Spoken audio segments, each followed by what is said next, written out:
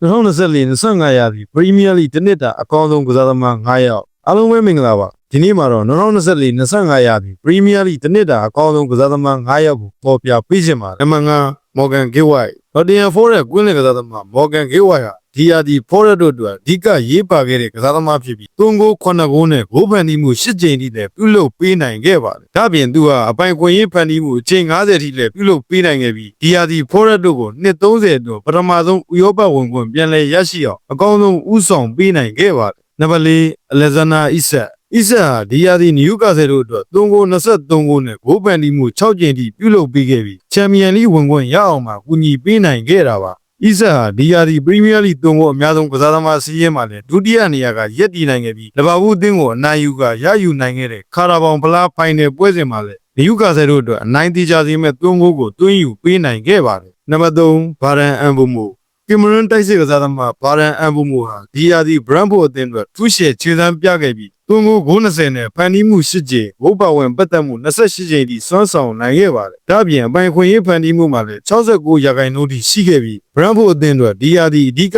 ရေးပါတဲ့ကစားသမားဖြစ်တာကြောင့် Premier League တစ်နှစ်တာအကောင်းဆုံးကစားသမားစီးရဲမှာပါဝင်လာခဲ့တာပါနံပါတ်2 Declan Riceအာဆင်နယ်ကွင်းလင်ကစားသမား Declan Rice ကတော့ဒီရာသီအာဆင်နယ်အတွက်အဓိကနေရာကပါဝင်ခဲ့တဲ့ကစားသမားပါအာဆင်နယ်တို့အနေနဲ့ချန်ပီယံလိပြိုင်ပွဲကြီးမှာဆီမီဖိုင်နယ်ထိတက်လှမ်းနိုင်ခဲ့တာ Declan Rice ရဲ့စွမ်းဆောင်ရည်ကောင်းတွေကြောင့်ဖြစ်ပါတယ်ပရီးမီးယားလိမှာလည်းအကောင်းဆုံးဘောက်တူဘောက်ကစားသမားတွေကတယောက်ဖြစ်ပြီးဘောလုံးလူယူနိုင်မှု52ကြိမ်နဲ့အပိုင်ခွင့်ရေးဖန်တီးမှု56ကြိမ်ထိလည်းပြုလုပ်နိုင်ခဲ့ပါတယ်ဒါဟာအာဆင်နယ်ကစားသမားတွေထဲမှာဒုတိယအများဆုံးဖြစ်ပြီး ODK ထက်3ကြိမ်သာနေခဲ့တာပါနံပါတ်1 Mohamed